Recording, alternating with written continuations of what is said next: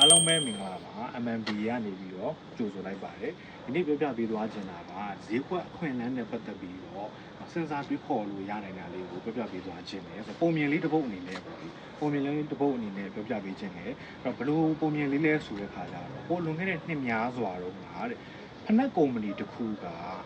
ကျွန်းတကျွန်းစီကိုသူတို့ရဲ့အယောင်ကိုယ်စားလှယ်နှစ်ဦးကိုဆစ်လွတ်လိုက်တယ်ဆိုကြပါစို့အာဖရိကကျွန်းပဲဆိုကြပါစို့အဲ့တော့ဖနက်ကုမ္ပဏီကသူတို့ရဲ့ဈေးကွက်သစ်ရှာဖွေဖို့အတွက်ဆိုပြီးတော့မှနော်ဒီအာဖရိက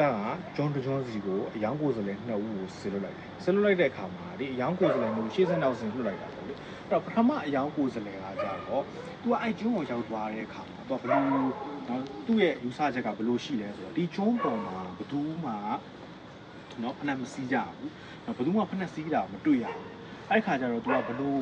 တွေးလိုက်လဲဆိုတဲ့ခါကျတော့ဒီကျွန်းမှာဘယ်သူမှနော်ဖနက်မစည်းတဲ့အတွက်ကြောင့်မို့လို့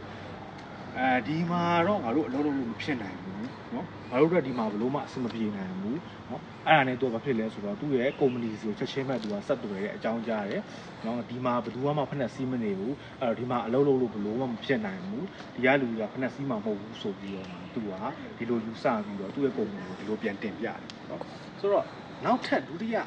ရောင်းကိုယ်စားလှယ်တူကကြတော့သူကကျတော့ဘလို့ယူဆတွေးခေါ်လဲဆိုတဲ့အခါကျတော့သူရောက်သွားတဲ့အချိန်မှာဘယ်သူမှဖက်နှက်မစည်းကြသေးဘူး။ဘယ်သူမှဖက်နှက်မစည်းကြသေးဘူးဆိုရင်ဒါငါတို့အတွက်အခွင့်အလမ်းကောင်းပဲ။နော်ဒီမှာငါတို့ကဈေးကွက်တစ်အနေနဲ့ငါတို့ရဲ့လုပ်ငန်းရဲ့ခြေလှမ်းတွေကိုဒီမှာအများကြီးနော်ဆောင်ရွက်လို့ရနိုင်တယ်။ဒါအခွင့်အလမ်းတစ်ပဲဆိုပြီးတော့မှသူကယူဆပြီးတော့ကုမ္ပဏီစီကိုအကြောင်းကြားတယ်ဆက်သွယ်တယ်ငါတို့အတွက်အခွင့်အလမ်းတစ်ဖြစ်မဲ့နေရာပဲဆိုပြီးတော့မှသူကသူ့ရဲ့ဈေးကွက်နော်ရှောက်ခွေးလုပ်ငန်းတွေကိုသူက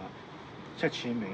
နော်ဆက်ပြီးတော့မှဆောင်ရွက်တယ်အဲ့တော့ဒီမှာကြည့်ချင်းအပြင်ဒီပုံမြင်လေးကိုကြည့်ချင်းအပြင်ပေါ့လေဘာတွေးခေါ်လို့ရမလဲဆိုလို့ရှိရင်နော်လူနှစ်ယောက်မှာတုံးနဲ့ရှူတောင်မှာတွေးခေါ်ပုံရှူတောင်မတူဘူးမတူတဲ့အခါမှာတုံးကကြတော့ဒီအခြေအနေကိုပြဿနာဖြစ်ရှုမြင်တယ်တုံးကတော့ဒီအခြေအနေဟာငါတို့အတွက်အခွင့်အလမ်းပဲဆိုပြီးအခွင့်အလမ်းဖြစ်ရှုမြင်တယ်အဲ့တော့လူတွေဟာနော်အစ်စ်ဖြစ်နေတယ်เนาะဘယ်သူမှမသုံးသေးဘူးဘယ်သူမှမလုပ်သေးဘူးဆိုတဲ့အရာဆိုလို့ရှိရင်အန်ဒရဲလို့ယူဆကြတာရှိတယ်ဆိုတော့အန်ဒရဲမဟုတ်ဘဲနဲ့ဒီအန်ဒရဲကိုအခွင့်အလမ်းအဖြစ်နဲ့ပြောင်းလဲအသုံးချနိုင်ဖို့ဒါအရေးကြီးပါတယ်ဆိုတော့ဒါကြောင့်မို့လို့เนาะဒီပုံမြင်လေးမှာเนาะအန်ဒရဲကိုအခွင့်အလမ်းအဖြစ်နဲ့ဖန်တီးနိုင်ဖို့ရယ်နောက်ပြီးတဲ့ခါကျတော့